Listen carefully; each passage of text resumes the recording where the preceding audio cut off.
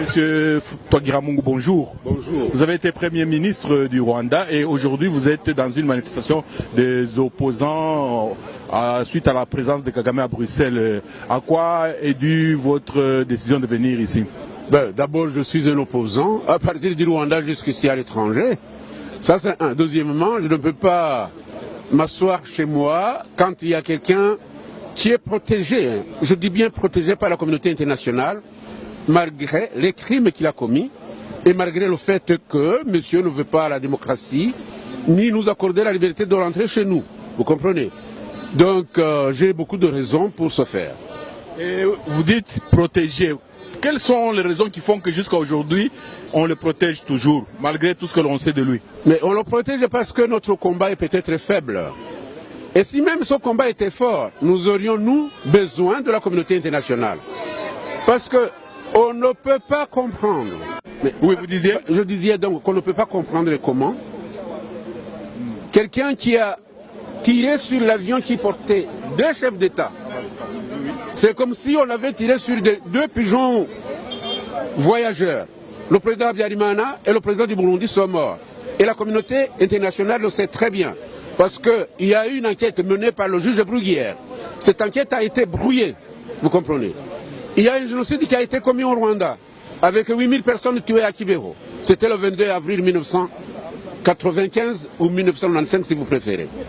Il y a des centaines de milliers, plus de 300 000 en tout cas, de Rwandais qui ont été tués dans les forêts tropicales congolaises, qui ont été poursuivis par ce monsieur qu'on est en train de recevoir. Et silence absolu, hein. La communauté internationale vous dit, il a développé quoi? Qu'est-ce que les autres présidents, est-ce que les autres présidents n'ont pas développé le Rwanda?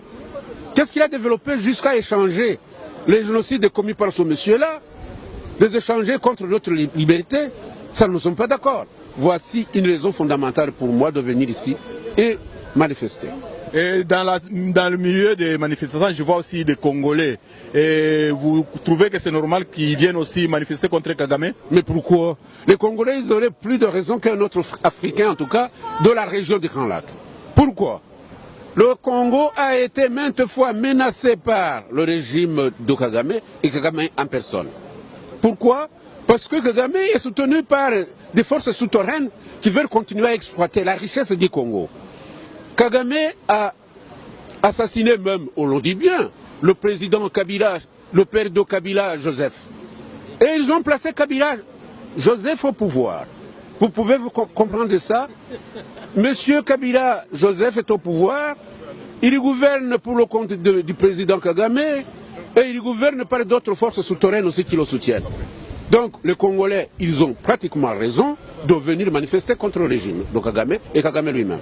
Et comment pensez-vous, et le Congo et le Rwanda, ils pourraient s'en sortir comment dans cette situation avec ces dictateurs inamovibles?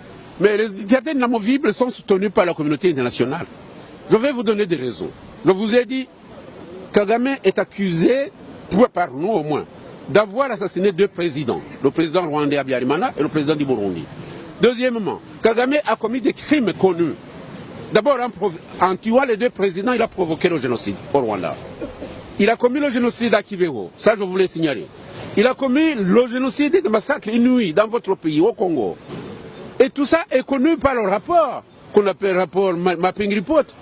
Mais pourquoi est-ce que la communauté internationale n'intervient pas? Monsieur Milosevic a tué, à Srebrenica, 6000 personnes. Il a été emprisonné, il est mort en prison. Pourquoi les gens ne touchent pas Kagame? Parce que Kagame est assis sur une richesse, hein? Ce qu'ils appellent en anglais strategic minerals, qui sont voulus par les sociétés internationales, hein? Et la plupart de ces minerais passent par le Rwanda. Le Rwanda sert de pont maintenant entre les pays occidentaux et le Congo. Le Congo est devenu un pays pauvre à cause de la complicité de la communauté internationale. Il ne faut pas nous mentir. Nous voulons la liberté, la démocratie par vous, en soutenant des tueurs qui sont dictateurs en même temps. Merci beaucoup, monsieur le Président.